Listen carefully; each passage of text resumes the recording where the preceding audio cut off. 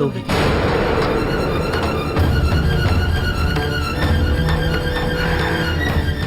मैं अपना जीवन कैसे व्यतीत करूंगी, इसका निर्णय लेने की आवश्यकता नहीं है आपको। ये निर्णय लेने के लिए मेरा पति, मेरा परमेश्वर है मेरे साथ। ये आभूषण और परिधान मुझे मत दिखाइए।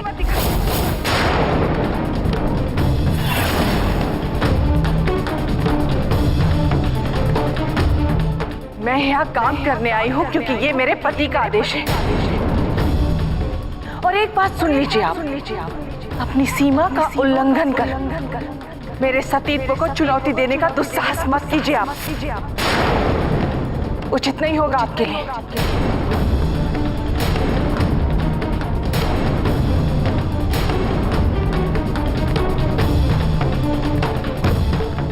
काम क्या करना है ये बताइए। हाँ तो करो ना, जाओ जाकर नदी से जल लेकर आओ ना। मुझसे क्या पूछ रही हो? पूछा नहीं, पहुंचा है मैंने आपके मन पर जमे हुए मैल को। आशा करती हूं कि आपकी कलुषित ये कुंडली मुझे दोबारा लपेटने का प्रयास नहीं करेगी।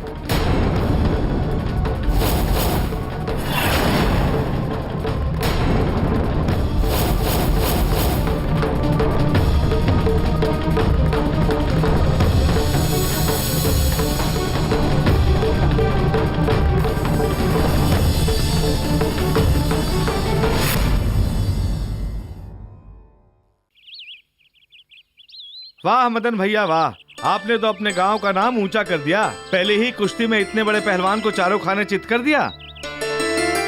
और भैया आपने तो उसे ऐसे पराजित किया जैसे आंख वाला भी नहीं हरा सकता।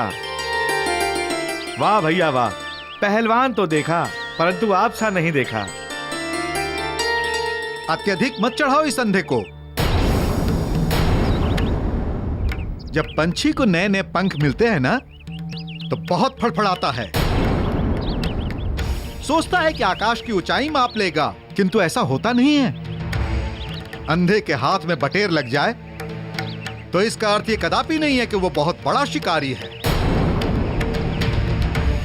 नहीं नहीं साहूकार जी, जिस प्रकार से मदन भैया ने... बस मदन भैया, चलो जाओ कुश्ती का आनंद लो और इसे अकेला छोड़ो। चलो जाओ।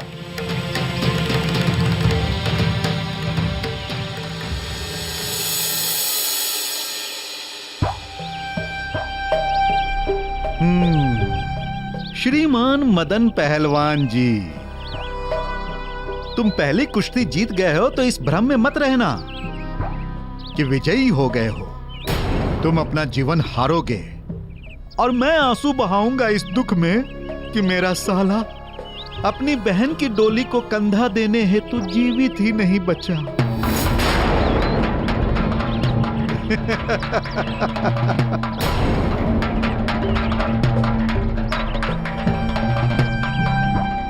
ध्यान से देख लो उसे,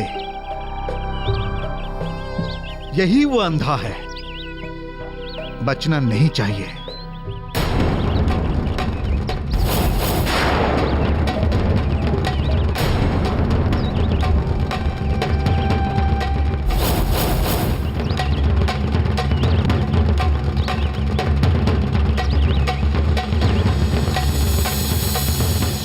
क्या हुआ मित्र, तुम बहुत क्रोधित लग रहे हो। अब अगली कुश्ती की प्रतियोगिता पहलवान दुर्जन सिंह और मदन पहलवान के बीच होगी।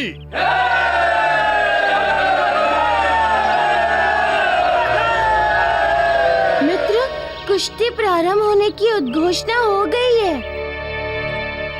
अपने मन के क्रोध को विसर्जित कर दो, अन्यथा ध्यान भंग होगा। मुझे प्रतीत होता है कि तुम अभी कुश्ती के लिए तैयार नहीं हो।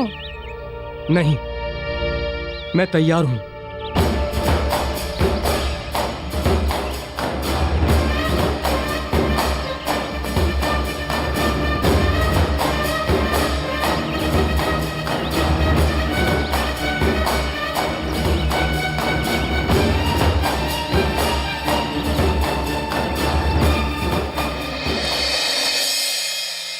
एक स्त्री का जो वास्तविक आभूषण होता है, लज्जा एवं संस्कार, वो है मेरे पास। मैं अपना जीवन कैसे व्यतीत करूंगी, इसका निर्णय लेने की आवश्यकता नहीं है आपको। ये निर्णय लेने के लिए मेरा पति, मेरा परमेश्वर है मेरे साथ।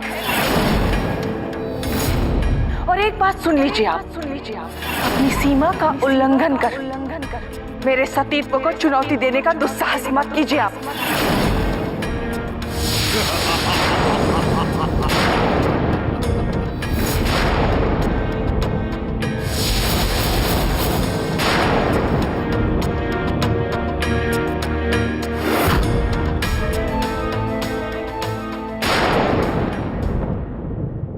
नमस्कार सेठ जी, कैसे हैं आप? लाइए, हमारे वो 30 घड़े तेल हमें दे दीजिए। तैयार तो है ना? सेठ जी बड़े आकुल व्याकुल दिख रहे हैं। क्या हुआ? कहीं हमारे द्वारा की गई मांग को पूरा नहीं करने के विषय में तो नहीं है ना?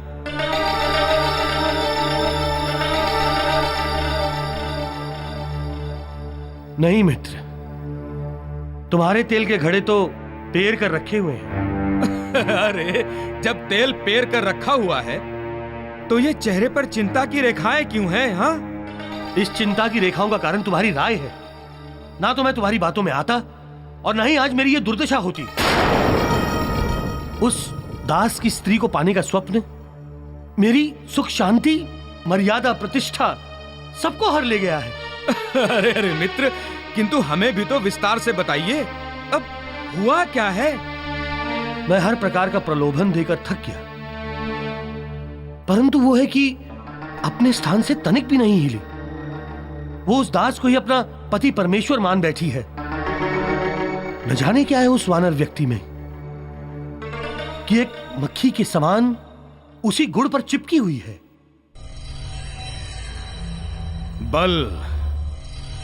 बल सेठ जी, बल। बल? इसका क्या अर्थ है?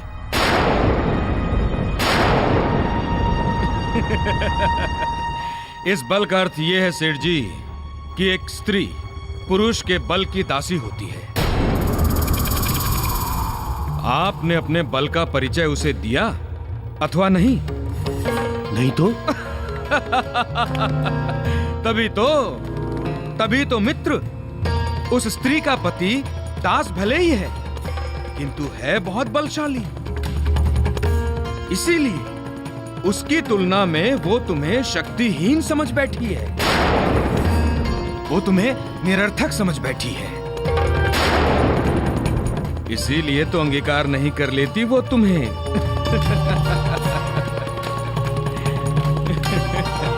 ये बात है? हाँ। तो ठीक है, ये भ्रम मैं उसके मन से मिटा देता हूं और दिखा देता हूं कि कौन बलशाली है, मैं या वो उसका पति। सेठ नरोत्तम दास, तुम्हें अंजना मिले अथवा ना मिले, उसका जीवन नरक बना देख मुझे शांति अवश्य मिलेगी, क्योंकि तभी तो हनुमान के अपराध के कारण मेरी दशा भोग रहे उसके पिता केसरी की दुर्दशा देख संसार राहु की शक्ति से भयभीत होगा।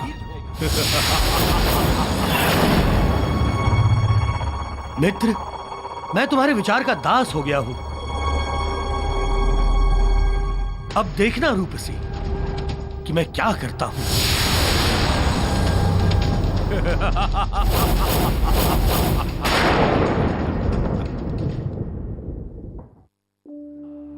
देव ऋषि,